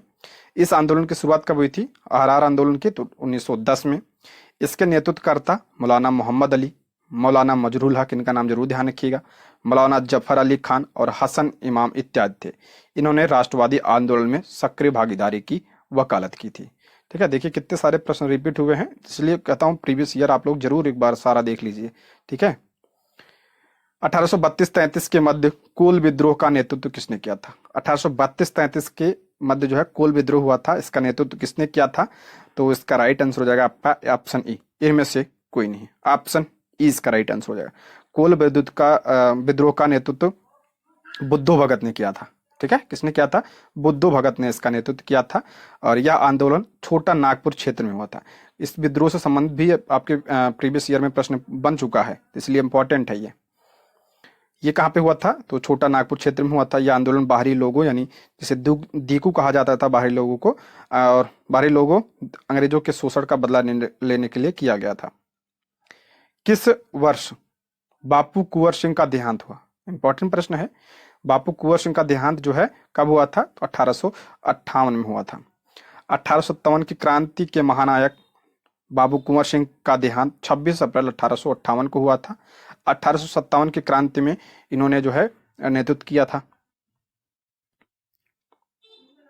नेक्स्ट बढ़ते हैं। युवा बंगाल आंदोलन की स्थापना का श्रेय किसे है? युवा बंगाल आंदोलन, तो इसका राइट आंसर हो जाएगा option A, Henry Vivian Derozio. Option A इसका राइट आंसर हो जाएगा। युवा बंगाल आंदोलन की स्थापना का श्रेय हेनरी विवियन डिरेजियो को है। वे कवि, उपन्यासकार और लेखक थे। वे आधुनिक भारत के पहले राष्ट्रवादी कवि थे। जुंगीरा का फकीर इनकी प्रमुख कविता है, ये भी ध्यान रखिएगा, जुंगीरा का फकीर इनकी कविता है। किस तिथि को क्लेमेंट एटली ने घोषणा की कि जून 1948 तक ब्रिटिश भारत को छोड़ देगा? इंपॉर्टेंट है, रिपीट हुआ प्रश्न है। किस तिथि को क्लेमेंट एटली ने घोषणा की कि जून 1948 तक ब्रिटिश भारत को छोड़ देगा? ये घोषणा कब की गई थी? तो 20 फरवरी 1947 को यह घोषणा की गई थी। ऑप्शन बी इसका राइट आंसर हो जाएगा। इंपॉर्टेंट प्रश्न है ये। नेक्स्ट है, किस वर्ष बिहार को बंगाल से अलग किया गया था? देखिए, तो बहुत बार रिपीट होता है, पता होना चाहिए आपको। कब किया गया था? 1912, 22 मार्च 1912 को बंगाल प्रांत से बिहार और उड़ीसा को अलग करके नया प्रांत बनाया गया था। ऑप्शन ई इसका राइट आंसर हो जाएगा। ठीक है, उसके बाद जो है बिहार से उड़ीसा कब अलग हुआ? 1 अप्रैल 1936 को जो है बिहार से उड़ीसा अलग हुआ। उसके बाद जो है सन 2000 में बिहार से झारखंड भी अलग हुआ था। ठीक, नेक्स्ट है, निम्नलिखित में से भारत छोड़ो आंदोलन 1942 का मुख्य कारण क्या था? 1942 का मुख्य कारण क्या था? तो क्रिप्स मिशन की असफलता ऑप्शन इसका मुख्य कारण था। ऑप्शन ए इसका राइट आंसर हो जाएगा। भारत छोड़ो आंदोलन 1942 का मुख्य कारण क्रिप्स मिशन की समाप्ति यानी इसकी असफलता या मिशन के किसी अंतिम निर्णय पर न पहुंचना था। इसके अलावा भारत पर एक आसन्न जापानी आक्रमण के डर ने भारतीयों की बिना सहमति के द्वितीय विश्व युद्ध में शामिल करना यह भी कारण था। इससे गांधी जी ने अंग्रेजों के विरुद्ध भारत छोड़ो आंदोलन की शुरुआत की। ठीक है, नेक्स्ट है, हिंदी भारत के संघ की राजभाषा होगी। हिंदी भारत के संघ की राजभाषा होगी, ऐसा संविधान निर्माती सभा की किस समिति द्वारा सितंबर 1949 में निर्णित कर दिया गया था? तो किस समिति के द्वारा? तो प्रारूप समिति के द्वारा। ऑप्शन सी इसका राइट आंसर हो जाएगा, प्रारूप समिति के द्वारा। अब प्रारूप समिति के जो है अध्यक्ष कौन थे? तो डॉक्टर भीमराव अंबेडकर इसके अध्यक्ष थे। नेक्स्ट बढ़ते हैं, निम्नलिखित में से भारतवर्ष में विधि की शून्यता का कौन सा पहलू पाया जाता है? कर विधि की शून्यता यानी कोई नियम है तो उसकी शून्यता का कौन सा पहलू पाया जाता है? पहला है न्यायपालिका यानी जो कोर्ट है, विवादित कार्यपालिका आदेश या विधायी उपायों को पूर्णता या उसके भाग को शून्य घोषित कर सकती है। बिल्कुल सही है। न्यायपालिका जो है, अगर कोई कार्यपालिका कोई आदेश या जो है कोई कानून बनाया है तो उसको पूर्णता या कुछ भाग को शून्य कर सकती है, यानी समाप्त भी कर सकती है उसे और कुछ भाग को भी खत्म कर सकती है न्यायपालिका। ये सही है। यह एक संवैधानिक पूर्णता या आंशिक रूप से शून्य घोषित कर सकती है। संविधि पूर्णता आंशिक रूप से या पूर्णता शून्य कर सकती है, भी करेक्ट है। एक शून्य विधि को संवैधानिक संशोधन के माध्यम से राज्य द्वारा पुनर्जीवित किया जा सकता है, ये भी करेक्ट है आपका। ठीक है, राज्य उसे जो है पुनर्जीवित भी कर सकता है यानी पुनः लागू भी कर सकता है। ऑप्शन डी इसका राइट आंसर हो जाएगा, लेकिन किसके माध्यम से? तो संविधान संशोधन के माध्यम से। नेक्स्ट, निम्नलिखित में से किस समिति का उद्देश्य 1970 से पूर्व भारत में दल बदल की सटीक परिभाषा देना था? कराची किस समिति का उद्देश्य 1970 से पूर्व भारत में दल बदल की सटीक परिभाषा देना था? तो चौहान समिति। ऑप्शन ए इसका करेक्ट आंसर है। देखिए जो ये पेपर टीआरई 3 का निरस्त हुआ था, पेपर जो कैंसिल हुआ था, ये पेपर जो है टीआरई 3 का जो बाद में पेपर हुआ उससे कठिन पेपर आया था ये, ठीक है, उससे टफ था पेपर। तो टीआरई 3 तो काफी सिंपल प्रश्न पूछा गया था टीआरई 3 में, लेकिन ये जो था ये थोड़ा सा टफ प्रश्न पूछा गया था। वाईबी चौहान की अध्यक्षता में दल बदल पर एक समिति का गठन किया गया था, जिससे फरवरी 1969 में अपनी रिपोर्ट की, जिसका मुख्य उद्देश्य 1970 से पूर्व भारत में दल बदल की सटीक परिभाषा देना था।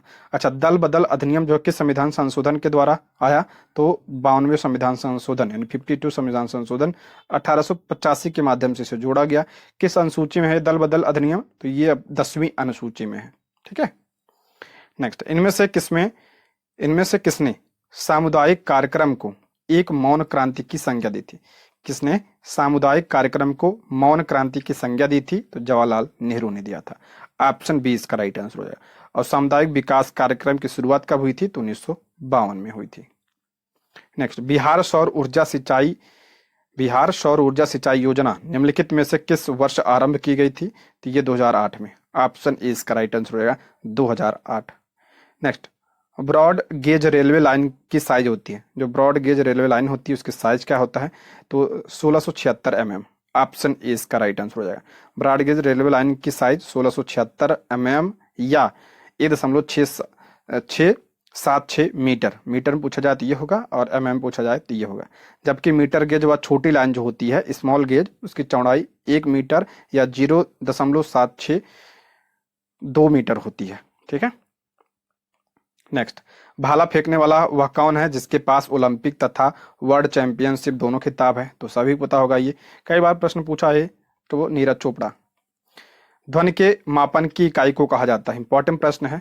ध्वनि के मापन की इकाई को कहा जाता है, तो ध्वनि को जो है डेसिबल में मापा जाता है, ठीक है, डेसिबल में। तो इसलिए ऑप्शन ई इसका राइट आंसर हो जाएगा। ऑप्शन ई इसका करेक्ट आंसर हो जाएगा। भारत के नए संसद भवन को देश को समर्पित कब किया गया था? देखिए, संसद भवन को देश को समर्पित कब किया गया था? इंपॉर्टेंट प्रश्न है ये जो है टीआरई 1 में प्रश्न बना था, टीआरई 2 में भी बना था, टीआरई 3 में भी बना है ये। तो ऑप्शन ए इसका राइट आंसर हो जाए 28 मई 2023। 28 मई 2023 को इसका उद्घाटन किया गया था। और इसके वास्तुकार कौन थे ये भी ध्यान रखिएगा। इसके वास्तुकार थे कौन? बिमल पटेल। बिमल पटेल जो है इसके वास्तुकार थे। और इसमें कुल 1272 सीटें हैं, 1272 सीटें, और लोकसभा की इसमें 888 सीटें हैं, जबकि राज्यसभा की 384 सीटें हैं। नए संसद भवन को संविधान सदन के नाम से जाना जाएगा। नेक्स्ट, भारत का चंद्रयान 3 चंद्रमा की सतह पर कब उतरा? देखिए, चंद्रयान 3 उस समय बहुत चर्चित था, इसलिए टीआरई 2 में 1 में भी इससे संबंधित प्रश्न पूछा गया था। तो इसका राइट आंसर हो जाएगा ऑप्शन सी इसका राइट आंसर है। टीआरई 2 में पूछा गया था संबंधित, ठीक है। तो 23 अगस्त 2023, ऑप्शन सी इसका करेक्ट आंसर होगा। चंद्रयान 3 चंद्रमा की सतह पर 23 अगस्त 2023 को सफलतापूर्वक उतरा। भारत चंद्रमा के दक्षिणी ध्रुव पर लैंड करने वाला पहला देश है और चंद्रमा पर सफल लैंडिंग करने वाला चौथा। दक्षिणी ध्रुव पर, चंद्रमा के दक्षिणी ध्रुव पर पहुंचने वाला पहला है, लेकिन अगर चंद्रमा पर पूछा जाए तो चौथा है, रूस, अमेरिका व चीन के बाद। इसे इसरो द्वारा 14 जुलाई 2023 को श्रीहरिकोटा से लॉन्च किया गया था। इसे जो है 14 जुलाई 2024 को लॉन्च किया गया था। इसमें लैंडर विक्रम और रोवर का नाम क्या था? प्रज्ञान था। लैंडर का नाम क्या था? विक्रम था, और रोवर का नाम प्रज्ञान था। जहां चंद्रयान 3 उतरा उसे शिव शक्ति बिंदु नाम दिया गया। इंपॉर्टेंट है, चंद्रयान 3 जहां उतरा था उसका नाम क्या है उस बिंदु का? शक्ति बिंदु। प्रधानमंत्री नरेंद्र मोदी ने 23 अगस्त को भारतीय अंतरिक्ष दिवस के रूप में मनाए जाने की घोषणा की। ध्यान रखिएगा, 23 अगस्त को क्या मनाया जाएगा? तो राष्ट्रीय अंतरिक्ष दिवस मनाया जाएगा। नेक्स्ट, भारत के संविधान का अनुच्छेद 1 देश को बनाता है। संविधान का अनुच्छेद 1 देश को बनाता है, तो एक संघ बनाता है। Option B. संविधान 1 में कहा गया, अनुच्छेद 1 में कहा गया कि भारत है राज्यों का संघ होगा, ठीक है। भारत क्या होगा? राज्यों का संघ होगा। नेक्स्ट बढ़ते हैं।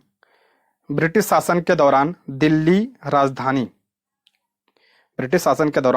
राजधानी की नींव किसने रखी? तो ये किसने रखा था? किंग जॉर्ज पंचम। ऑप्शन बी इसका राइट आंसर है। ब्रिटिश भारत की राजधानी नई दिल्ली की आधारशिला तत्कालीन सम्राट जॉर्ज पंचम द्वारा 1911 में जो दिल्ली दरबार का आयोजन किया गया था, तीसरा दिल्ली दरबार, ठीक है, उसके दौरान इसका आधारशिला रखा गया था।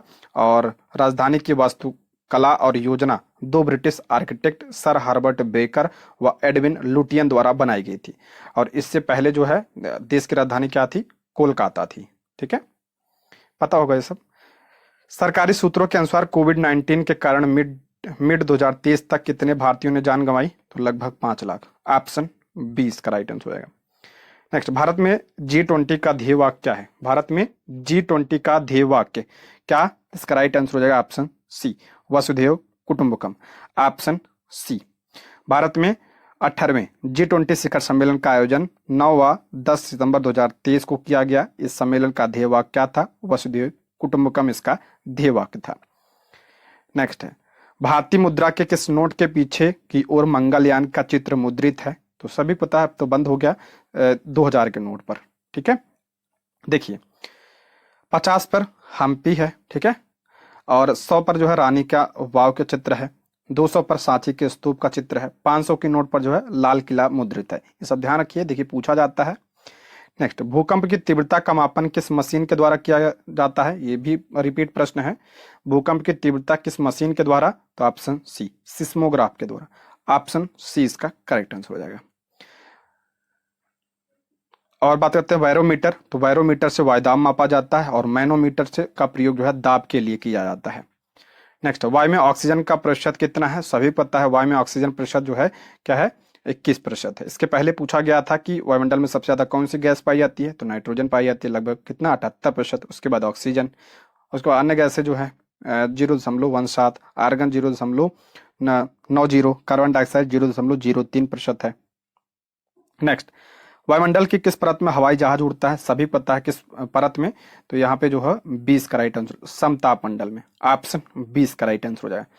समताप मंडल में वायुमंडल की किस परत में हवाई जहाज उड़ता है? तो समताप मंडल में हवाई जहाज उड़ता है, क्योंकि ये बहुत शांत मंडल है। ठीक है, इसे शांत मंडल भी कहा जाता है। और इसी में जो है आपका ओजोन परत भी है, ओजोन परत भी समताप मंडल में है। क्षोभ मंडल की बात करते हैं, तो क्षोभ मंडल में जो मौसम संबंधी जितनी घटनाएं होती हैं, वर्षा वगैरह, ओस वगैरह, वो सब क्षोभ मंडल में होता है। मध्य मंडल, तो मध्य मंडल ये सबसे ठंडा मंडल होता है। उल्का पिंड वगैरह जो है मध्य मंडल में आके जल जाते हैं। पर्यावरण के लिए किससे खतरा है? पर्यावरण के लिए किससे खतरा है? तो जनसंख्या वृद्धि।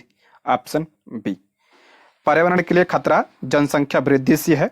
तीव्र जनसंख्या वृद्धि सीवेज, प्रदूषण, कार्बन उत्सर्जन सहित अन्य अपशिष्ट उत्पादन में योगदान करती है। यानी जनसंख्या ज्यादा होगी तो बहुत सारा प्रदूषण भी होगा, कचरा होगा। ठीक है, ये इसलिए जो है ये खतरा है। नेक्स्ट है, सहारा किस प्रकार का रेगिस्तान है? तो सहारा जो है ये मरुस्थल है, किस प्रकार का है? गर्म है। ऑप्शन 20 का राइट आंसर हो जाएगा। और यह 10 अलग अलग देशों से सीमा साझा करता है। यह पृथ्वी के कुल क्षेत्रफल का लगभग 8% भाग पर फैला है। इसका क्षेत्रफल 9.2 मिलियन वर्ग किलोमीटर है और ये अफ्रीका के 31% भाग को कवर करता है। अफ्रीका में है ये। स्वच्छ भारत मिशन कब प्रारंभ हुआ? तो स्वच्छ भारत मिशन 2 अक्टूबर 2014 में। Option C. नेक्स्ट, गंगा नदी के तट पर स्थित कौन सा गंगा नदी के तट पर? तो प्रयागराज है। ऑप्शन ए इसका राइट आंसर है। कोलकाता की बात करें तो ये हुगली नदी के किनारे है। ठीक है, हुगली ही भी जो है गंगा की शाखा है, लेकिन इसमें गंगा नदी पूछा है तो गंगा नदी के तट पर प्रयागराज है। ऑप्शन ए इसका राइट आंसर हो जाएगा। और कौन से शहर हैं? तो आपका प्रयागराज हो गया, कानपुर हो गया, वाराणसी हो गया, हरिद्वार, ये सब जो है गंगा नदी के किनारे हैं। गंगा नदी का उद्गम कहाँ से होता है? तो गोमुख हिमालय में हुआ है, जो भारत की सबसे लंबी नदी है। इसकी लंबाई 2525 किलोमीटर है और इसका मुहाना कहाँ पे है? तो बंगाल की खाड़ी में है। और यह उत्तर प्रदेश के 28 जिलों से होकर यह बहती है। आप लोग कमेंट बॉक्स में बताइए कि बिहार के कितने जिलों से होकर बहती है गंगा नदी। नेक्स्ट, ऊर्जा का गैर परंपरागत स्रोत है। देखिए ये तो प्रश्न हर साल पूछा गया है, हर बार पूछा गया है। ये ऊर्जा का गैर परंपरागत स्रोत, इससे संबंधित इसे नवीकरणीय ऊर्जा पूछा गया था ना। आपकी बार TRA 3 का जो पेपर हुआ था उसमें नवीकरणीय पूछा गया था, तो इसमें पूछा है गैर परंपरागत कौन सा है? तो ऑप्शन क्या हो जाएगा? गैर परंपरागत, इसमें ऑप्शन डी का राइट आंसर हो जाएगा। देखिए गैर परंपरागत कौन सा है इसमें? तो बायोमास है और भूतापी है, लेकिन परमाणु ऊर्जा नहीं है। परमाणु ऊर्जा जो है परंपरागत ऊर्जा के स्रोत है। ठीक, गैर परंपरागत ऊर्जा के स्रोत प्रकृति से उत्पन्न होते हैं, जिन्हें नवीकरणीय ऊर्जा स्रोत कहा जाता है। नवीकरणीय ऊर्जा स्रोत को ही जो है क्या कहा जाता है? गैर परंपरागत कहा जाता है। इसमें क्या आता है? तो इसमें आपका तापीय ऊर्जा हो गया, सौर ऊर्जा हो गया, पवन ऊर्जा हो गया, बायोमास ऊर्जा हो गया, ये सब जो है क्या है, परंपरागत स्रोत है, नवीकरणीय स्रोत है। और अनवीकरणीय की बात करें, अनवीकरणीय कौन सा होते हैं, जैसे कोयला हो गया, पेट्रोलियम हो गया, ये सब क्या है, अनवीकरणीय है। जो परमाणु है, ध्यान रखिएगा, परमाणु ऊर्जा पूछा गया था ये टीआरई 3 में, ठीक है। परमाणु ऊर्जा क्या है, ये अनवीकरणीय ऊर्जा के स्रोत है। नेक्स्ट, जनसंख्या घट जाएगी यदि, जनसंख्या घट जाएगी यदि, तो कब होगा, तो जन्म दर कम हो या मृत्यु दर अधिक हो। जनसंख्या कब कम होगी, तो जब जन्म दर यानी जो पैदा होने वाले हैं उनकी संख्या कम हो और मरने वाली की संख्या ज्यादा हो, तो जनसंख्या क्या हो जाएगी, कम हो जाएगी। ऑप्शन सी इसका राइट आंसर हो जाएगा। निम्नलिखित में से किस प्रकार के प्रदूषण से पीलिया रोग फैलता है, किस प्रकार के प्रदूषण से पीलिया रोग फैलता है, तो जल, ऑप्शन सी इसका राइट आंसर हो जाएगा, जल इसका करेक्ट आंसर हो जाएगा, ठीक है। पीलिया रोग दूषित जल के संपर्क के साथ साथ रक्त या जानवरों के अन्य ऊतकों के संपर्क में आने पर यह गंभीर रोगों लोगों में फैलता है। पीलिया तब होता है जब रक्त से अधिक बिलिरुबिन यानी जो पीला वर्णक होता है उसकी मात्रा बढ़ जाती है, तो पीलिया होता है। और मानव शरीर में किसको प्रभावित करता है, तो ये यकृत को प्रभावित करता है, यानी लीवर को यह प्रभावित करता है। ये इंपॉर्टेंट है आपके लिए। नेक्स्ट, निम्नलिखित में से भारत में कौन सा स्थान जैव विविधता हॉटस्पॉट है। जैव विविधता हॉटस्पॉट कौन सा है, तो पश्चिमी घाट है, ऑप्शन ए इसका राइट आंसर है। देखिए, भारत में 4 प्रमुख हॉटस्पॉट हैं, जैव विविधता हॉटस्पॉट हैं। कौन कौन से, पूर्वी हिमालय, पश्चिमी घाट, इंडो बर्मा क्षेत्र और सुंडालैंड, ठीक है। ये आपका क्या है, 4 हॉटस्पॉट क्षेत्र हैं जैव विविधता के। नेक्स्ट है बीओडी, इंपॉर्टेंट है ये। बीओडी यानी जैविक ऑक्सीजन की मांग की उच्च मात्रा इंगित करता है कि बीओडी की उच्च मात्रा इंगित करता है, तो ऑप्शन ए। पानी क्या है, बहुत प्रदूषित है। देखिए, पानी अगर बहुत प्रदूषित होगा तो उसमें क्या होगा, ऑक्सीजन की मांग बढ़ेगी, वही आपका क्या है, बीओडी है, ऑप्शन ए इसका करेक्ट आंसर हो जाएगा। बीओडी यानी जैविक ऑक्सीजन की मांग उच्च जल प्रदूषण को इंगित करता है। बीओडी पानी में मौजूद कार्बनिक पदार्थों की मात्रा को दर्शाता है, इसलिए कम बीओडी अच्छी गुणवत्ता वाले पानी का संकेत होता है। Next, hepatitis A hepatitis A किस प्रकार की बीमारी है। हेपेटाइटिस ए, ध्यान रखिएगा, यहाँ पे इसमें डी दिया है, लेकिन एनसीईआरटी में जो है जल द्वारा दिया था, ठीक है। एनसीईआरटी में जल दिया है, तो इसको हम मानेंगे एनसीईआरटी के अकॉर्डिंग, तो बी होगा, ऑप्शन बी इसका राइट आंसर हो जाएगा। और जो हेपेटाइटिस ए होता है ये वायरस के कारण होने वाला रोग है, ठीक है। नेक्स्ट बढ़ते हैं। नेक्स्ट है, मल के द्वारा प्रदूषित पानी में मछलियों की मृत्यु होती है। मल के द्वारा प्रदूषित पानी में मछलियों की मृत्यु हो जाती है, क्यों, तो ऑप्शन सी, ऑक्सीजन की कमी से, ऑप्शन सी इसका राइट आंसर हो जाएगा। मल के द्वारा दूषित पानी में मछलियों की मृत्यु हो जाती है क्योंकि जल जब दूषित हो जाता है तो उसमें ऑक्सीजन की कमी हो जाती है। जब जल निकाय में वहित मल को डाला जाता है तो तालाब में अपशिष्ट जल तेजी से सड़ना शुरू हो जाता है, इससे मछलियों की मृत्यु हो जाती है क्योंकि ऑक्सीजन की उसमें कमी हो जाती है। नेक्स्ट है, निम्नलिखित में से कौन सा प्रदूषण जनित विकार है। प्रदूषण जनित विकार इसमें से पूछ रहा है, कौन सा है, तो ऑप्शन डी इसका राइट आंसर हो जाएगा, उपयुक्त में से एक से अधिक। प्रदूषण जनित विकार में फ्लोरोसिस जो फ्लोराइड के अधिक सेवन से होता है या जल में फ्लोराइड की अधिक मात्रा होने के कारण होता है। और न्यूमोकोनियोसिस, इसे ब्लैक रंग रोग भी कहा जाता है क्योंकि यह कोयले की धूल में सांस लेने के कारण होता है। ये यानी ऑप्शन ए और सी दोनों होगा, ठीक है। जबकि जो कुष्ठ रोग है ये माइकोबैक्टीरिया लेप्रोमैटोसिस के कारण होता है। इस प्रकार ऑप्शन डी इसका राइट आंसर है, उपयुक्त में से एक से अधिक। नेक्स्ट, भारत में प्रवाल भित्तियां पाई जाती हैं। भारत में पूछ रहा है तो अंडमान निकोबार द्वीप समूह में प्रवाल भित्तियां पाई जाती हैं, ऑप्शन क्या हो जाएगा, 20 का राइट आंसर। इसके अतिरिक्त कहां पाई जाती है, तो ये कच्छ की खाड़ी, मन्नार की खाड़ी और पाक की खाड़ी, लक्षद्वीप समूह में भी प्रवाल भित्तियां पाई जाती हैं।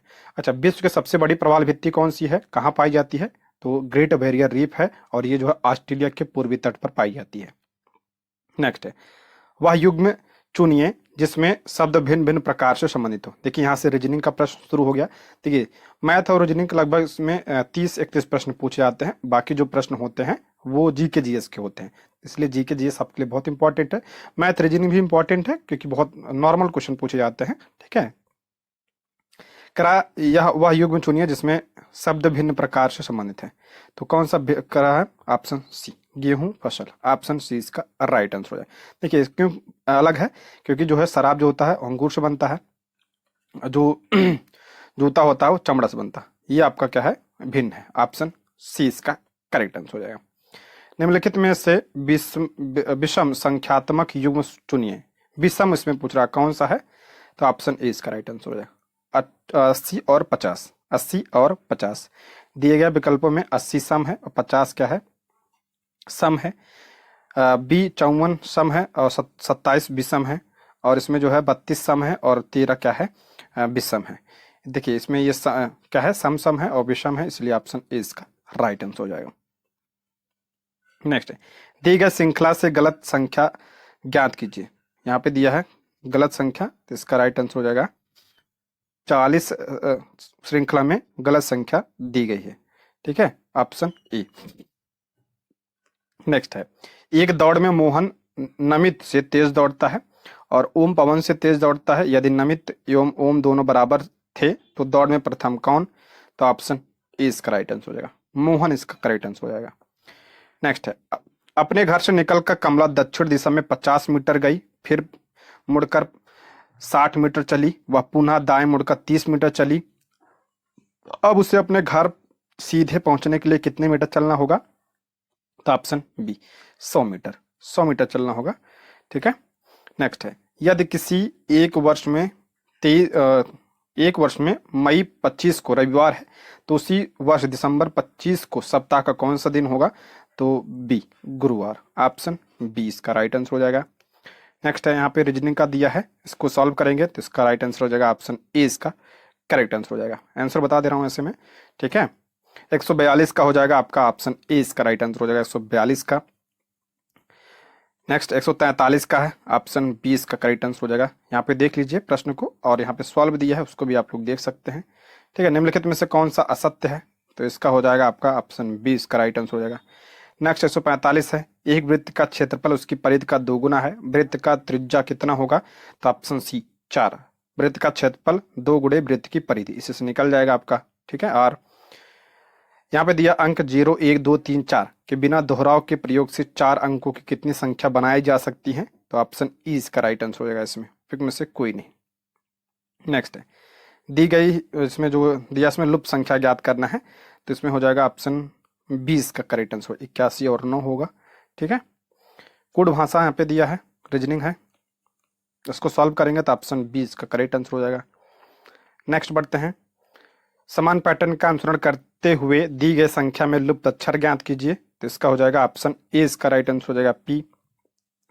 और एक वस्तु के क्रय मूल्य 900 पर 20%, 30% और 40% क्रमिक छूट मिलती है, छूट के बाद वस्तु की कीमत क्या होगी? तो ऑप्शन बी 302.4, ऑप्शन बी इसका करेक्ट आंसर हो जाएगा, ठीक है। दोस्तों ये रहे आज के प्रश्न।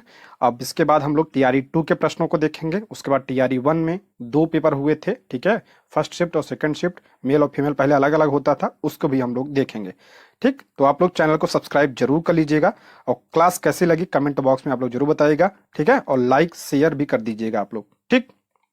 Thank you for watching.